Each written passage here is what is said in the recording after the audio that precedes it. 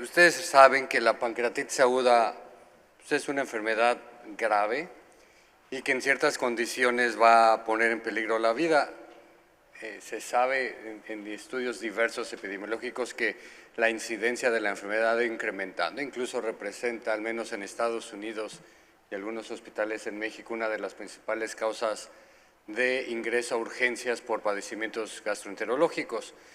Haciendo comparaciones de cómo se ha comportado la enfermedad en las últimas 2 o 3 décadas, pueden ver que la incidencia ha incrementado hasta en un 13% y la disminución que se ha logrado tener en la mortalidad ha sido marginal o mínima.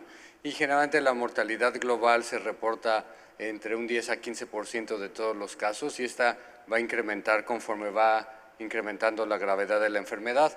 Ustedes deben recordar que, de acuerdo a la revisión de los criterios de Atlanta, en la que yo tuve la oportunidad de participar, se categoriza en la actualidad a la pancreatitis como leve, moderadamente grave o grave, de acuerdo a la presencia o no de complicaciones locales o sistémicas y también a la temporalidad de la falla orgánica, que puede ser persistente cuando dura más de 24 horas o transitoria si dura menos de 48 horas. Y en base a eso también podemos ver que de acuerdo a esta gravedad, las mortalidades también van cambiando.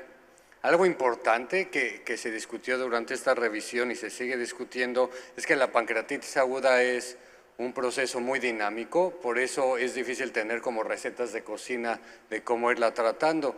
Y en la actualidad también se ha clasificado a la pancreatitis aguda como que tiene 2 etapas. Una etapa muy temprana, que son las primeras 2 o 3 semanas, en las que, como pueden ver en la diapositiva, va a estar caracterizada por una respuesta inflamatoria sistémica importante. De acuerdo a cada individuo, la intensidad de esta respuesta varía, pero lo que observamos es que en las primeras 2 o 3 semanas hay mucha respuesta inflamatoria sistémica y las complicaciones están asociadas a esto. Por eso, en las primeras 2 semanas lo que más observamos son fallas orgánicas y es hasta la etapa tardía donde ya no hay respuesta inflamatoria, sino una respuesta antiinflamatoria, podemos también observar más que fallas orgánicas, procesos de necrosis y procesos infecciosos. Y esto es importante porque en base a esto también han visto en las guías que los antibióticos no se dan profilácticamente. ¿Por qué? Porque en las etapas tempranas alguien puede llegar con fiebre, pero es casi imposible que alguien llegue de su casa con una pancreatitis de 24 horas de evolución en una infección. Generalmente esa fiebre suele estar explicada por la respuesta inflamatoria sistémica. Y en base al conocimiento y a cómo se ha ido clasificando esto, es como se van dando las recomendaciones terapéuticas. Algo también importante es recordar y mantener en mente cómo se van clasificando y definiendo las colecciones pancreáticas, que son parte del objetivo de esta plática. Entonces, también de acuerdo a la etapa de la pancreatitis, durante la etapa temprana o las primeras 3 o 4 semanas, va a haber colecciones líquidas, es líquido que está dentro o fuera alrededor del páncreas, y en algunos casos puede haber necrosis agudas. Son necrosis que no están encapsuladas, no están organizadas y también se pueden observar dentro como en la periferia del páncreas. Conforme va evolucionando la enfermedad y el tiempo pasa, después de las 4 semanas, si estas colecciones agudas líquidas persisten, se van a encapsular y van a formar un pseudoquiste. Mientras que las colecciones necróticas agudas, después de unas 4 semanas, también se encapsulan o se emparedan y es lo que forma lo que conocemos como necrosis encapsulada o emparedada. Y esto es muy importante también a la toma de decisiones durante la evolución de las pancreatitis agudas. Esta clasificación también ha ayudado a entender mucho sobre qué sucede en una pancreatitis. Pueden ver ahí que del total de las pancreatitis aproximadamente un 60%, 80% va a ser leve, que quiere decir que no tienen complicaciones locales ni sistémicas, y pueden ver ahí en ese pie grande negro que en estos casos leves la mortalidad va a ser marginal o prácticamente nula. Más o menos un 20-25% de las pancreatitis va a desarrollar algún tipo de complicación y más o menos se espera que un 20-30% de todas las pancreatitis desarrolle cierto grado de necrosis. Estas necrosis les decía, pueden ser agudas o después de 4 semanas ya encapsuladas, también se subclasifican en estériles o infectadas. Afortunadamente la mayoría, un 70% aproximadamente, va a ser estéril y la mortalidad también difícilmente alcanza el 15%, mientras que cuando la necrosis se infecta, incluso es una necrosis extendida, más del 50% de la glándula, se esperan mortalidades del 35, incluso 40% de acuerdo a la literatura que ustedes consulten. Y entonces, ¿qué cambios han existido en la actualidad para el manejo de pancreatitis aguda, tanto leve como grave? Quizá ahí pueden ver en esta diapositiva donde más cambios han existido y más discusión, tanto en el tipo de analgesia, el uso no de antibióticos, cuál sería el mejor momento de realizar una colangiopancreatografía retrógrada endoscópica, que generalmente es en pancreatitis biliares con evidencia de colangitis de obstrucción, cuándo iniciar la vía oral y de qué manera. Ha habido mucha discusión si en las pancreatitis graves hay que colocar una sonda nasoenteral o si es suficiente colocar una sonda nasogástrica, y también en lo que quizá ha habido mucho más investigaciones, la forma y el tipo de hidratación. En las pancreatitis agudas leves generalmente no se suele ser tan agresivo, se requiere ser tan agresivo en la hidratación intravenosa, suele haber mecanismos neuromorales y conservados, y la circulación capilar también está intacta. ¿Esto qué quiere decir? Que los pacientes no van a hacer tanta fuga hacia tercer espacio, y como no hay tanta inflamación, los déficits hídricos suelen ser mínimos y por lo tanto no se necesita una hidratación tan agresiva. Si fuéramos muy agresivos, lo que se ha observado es que puede haber un daño potencial de sobrecarga cardiopulmonar, y obviamente si sí hay algo de respuesta inflamatoria sistémica, fallas orgánicas, esa pancreatitis leve pasa a ser moderadamente grave o grave, y quizás sí vale la pena hacer un poco más agresivo, hacer ajustes en la hidratación. Esta es una diapositiva un poco cargada, pero indica más o menos qué sucede a nivel cardiovascular en personas con pancreatitis aguda grave o con procesos inflamatorios sistémicos también muy graves, en el que hay mucho daño endotelial, hay fuga de líquido a través de los capilares, entonces el volumen circundante efectivo disminuye, y eso es lo que provoca también muchos cambios hidrostáticos en estos pacientes que dificultan la hidratación. Entonces ha habido muchos estudios. Este es un estudio, este es un estudio parte de el Apprentice, que ha sido un estudio prospectivo multinacional en el que se evaluó cuál sería la mejor solución para hidratar a los pacientes. Uy, se me está pasando en automático. Pero bueno, a ver si me ayudan a arreglarlo allá atrás. Pero lo que dice este estudio es, evaluó de manera multicéntrica en diferentes continentes, tanto Estados Unidos, Europa, Latinoamérica, incluso Asia, y se observó que no hay realmente una predilección por utilizar o hidratar a los pacientes con solución salina o Ringer lactado o solución Hartmann. Y lo que también se observó en este estudio, a ver si lo puedo regresar, es que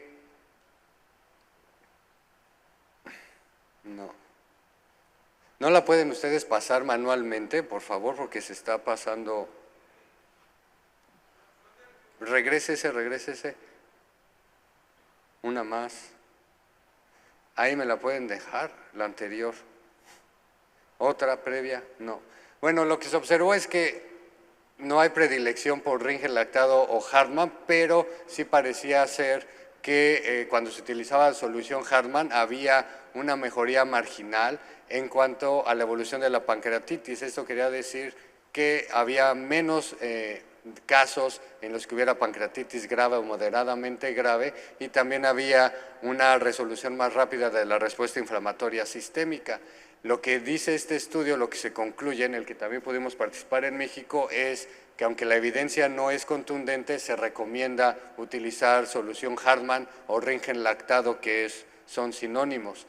Siguiendo esto, la siguiente pregunta que se hizo, y que quizá ustedes lo conocen, es qué tan agresivo se debe de ser. Y el grupo de Enrique de Madaria en España hizo este estudio multicéntrico que se llama Waterfall, y también ahí lo que compararon fue la utilidad de ser muy agresivos en la hidratación. Pueden ver en esta primera diapositiva que ser agresivos quiere decir que hay que darle un bolo de 20 mililitros por kilo al paciente inicialmente, seguido de una infusión de 3 mililitros kilo hora. Eso quiere decir que en las primeras 3 horas de una pancreatitis habría que administrarle cerca de 3 litros de líquido intravenoso al paciente, contra una hidratación un poco menos agresiva, que es de 1.5 mililitros kilo o hora, sin un bolo, a menos que hubiera mucha deshidratación.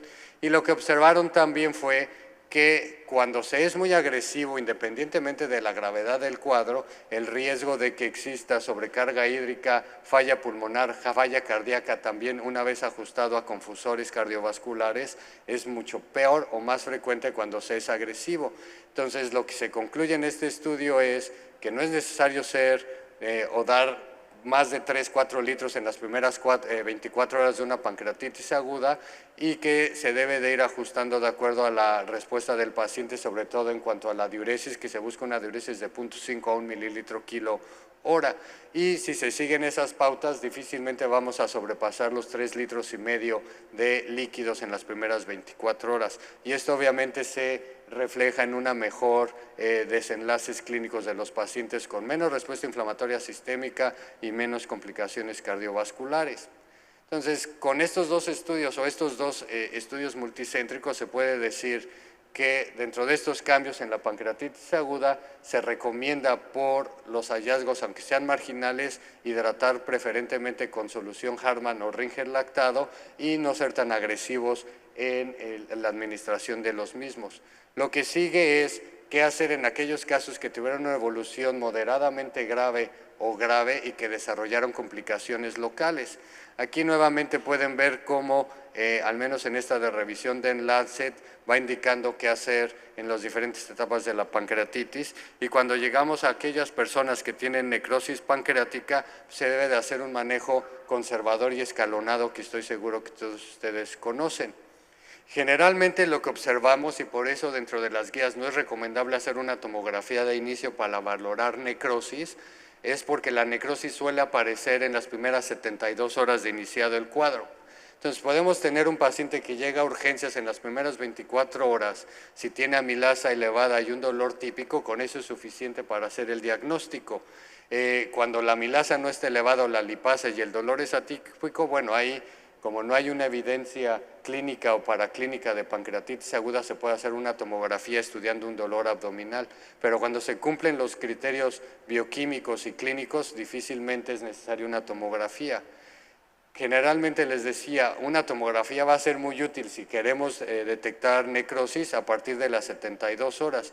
Y esto es porque luego sucede una evolución como la que les muestro. Esta es una tomografía de un paciente con pancreatitis aguda en las primeras 48-72 horas, y pueden ver que quizá nada más hay edema pancreático y algo de deshilachamiento del páncreas con un poco de líquido peripancreático hacia el vaso. Pero conforme fue evolucionando el cuadro, empezó a desarrollar colecciones líquidas agudas. Pueden ver las correderas parietocólicas llenas de líquido, los riñones también rodeados de líquido peripancreático, y ya en etapas más tardías una necrosis tanto pancreática como extrapancreática ya encapsulada. Entonces, de acuerdo a la evolución que vaya teniendo el paciente, es la necesidad de ir haciendo tomografías y la necesidad de ir haciendo ajustes en el tratamiento. Ahora, también todos ustedes saben que hay diferentes formas de tratar tanto las colecciones líquidas o pseudoquistes y las necrosis pancreáticas. Entonces hay desde abordajes endoscópicos, abordajes quirúrgicos abiertos o laparoscópicos, o abordajes retrogástricos a través de la línea media axilar. Entonces, ¿cuál es el mejor? Lo que sabemos, y también es una publicación del New England, es que un manejo escalonado de lo menos invasivo a lo más invasivo es adecuado. En este estudio se los presento porque es una comparación de qué ha pasado con la mortalidad desde que se empezaron a hacer estos ajustes.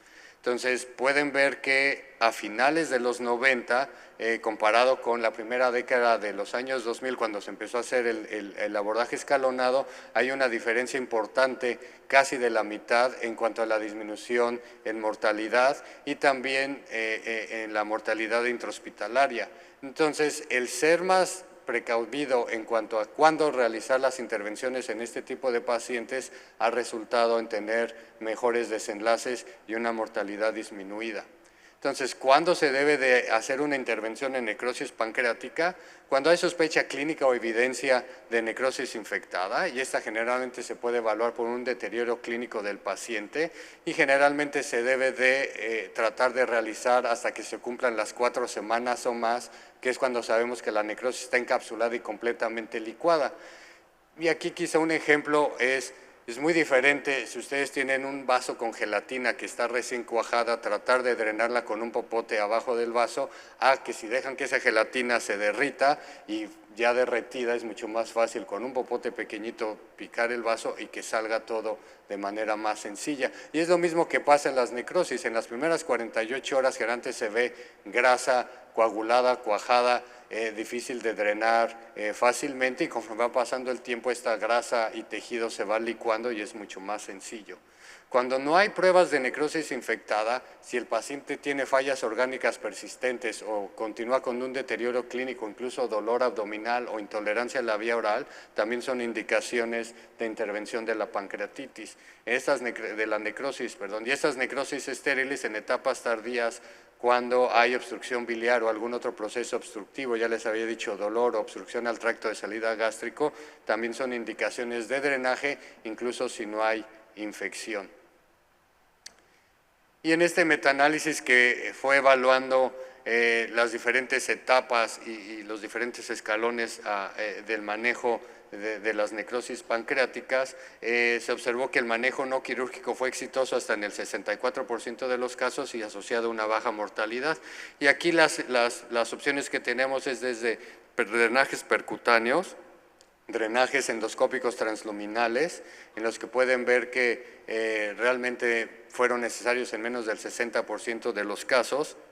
La siguiente etapa es necrosectomías transluminales endoscópicas o una combinación de drenajes percutáneos con abordajes retroperitoneales, y así se puede ir escalando hasta la última etapa, que sería cirugía abierta, que se utilizó en menos del 10% de los casos. Entonces, esto nos permite tener muy buenos desenlaces, menos mortalidad y utilizar mejor y de manera más óptima los recursos. Los drenajes percutáneos o la cirugía de invasión mínima retroperitoneal son muy útiles. Generalmente pueden decir que el 50% en este metaanálisis de los pacientes no requirió un abordaje más extenso o quirúrgico. El problema es que los drenajes percutáneos, si son muy delgados o no se están lavando constantemente, se suelen ocluir y generalmente hay necesidad de estarlos lave o estarlos permeabilizando. Entonces, al momento de tener una persona con pancreatitis aguda y algún tipo de colección, sin extenderme tanto por cuestiones de tiempo, tenemos que evaluar cuál es la mejor manera de ayudarle a estas personas. Entonces, va a depender del tipo de colección, el tiempo en el que estamos dentro de la pancreatitis y la localización de estas colecciones. Entonces, ahí pueden ver que podemos ir desde necrosis no encapsuladas hasta necrosis encapsuladas, y tenemos opciones desde drenajes percutáneos hasta necrosectomías abiertas. Cuando las colecciones están perigástricas o periduodenales en contacto con estos órganos, es mucho más sencillo hacer abordajes endoscópicos. Cuando las colecciones están lejos del estómago del duodeno hacia las correderas parietocólicas, se opta por drenajes percutáneos o una combinación de drenaje percutáneo con endoscópicos si están perigástricas y extendidas hacia las partes bajas de la pelvis. O si nada más están lejanos, pues no hay otra más que drenajes percutáneos, o si estos fallan, drenajes percutáneos y endoscópicos, ya se opta por hacer abordajes quirúrgicos abiertos o laparoscópicos. Entonces es muy importante conocer estas definiciones que les dije al inicio, conocer muy bien la anatomía de esas colecciones y trabajar en conjunto el clínico con el radiólogo, el endoscopista y el cirujano para tener los mejores resultados en estos pacientes. Y ya para concluir, la incidencia de pancreatitis aguda incrementando mundialmente. La mortalidad la hemos podido disminuir de manera muy marginal. Tratamiento adecuado y temprano son esenciales, pero aún se necesita identificar de manera anticipada aquellos casos graves. Y el manejo actual, basado en guías de práctica clínica, como les demostré en algunas diapositivas, ha demostrado ser muy útil y disminuir la mortalidad en esos casos. Las intervenciones en pancreatitis necrotizante son muy precisas, se recomienda un abordaje escalonado, se prefiere una intervención tardía ya que la necrosis está encapsulada y los métodos duales o combinados son quizá los más útiles y necesarios. La necrosectomía quirúrgica es el último recurso y se requiere un manejo multidisciplinario y altamente especializado. Gracias.